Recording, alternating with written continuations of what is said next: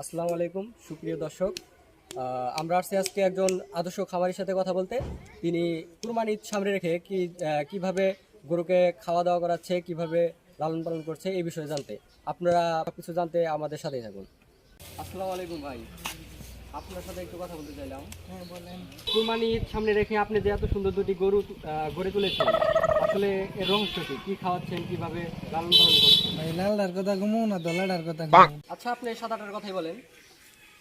Feed, ভুসি, খৈল, ঘাস, খের এগুলা ইত্যাদি। ও আচ্ছা, লালটা?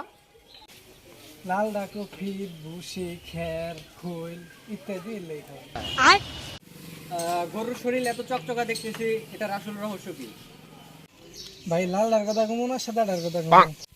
আচ্ছা, লালটার কথাই বলেন। প্রতিদিন একবার করে শ্যাম্পু দিয়ে গোসল করে দেয়। ও সাদাটা? সাদাটাও প্রতিদিন একবার করে শ্যাম্পু দিয়ে গোসল। কুরবানি ঈদ সামনে রেখে তো গরুর দামগুলো কিরকম চাচ্ছেন?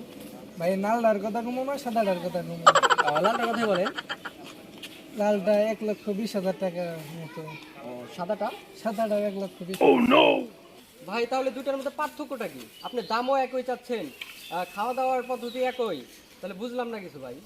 ভাই লালডার কথা কমু না সাদাডার কথা কমু?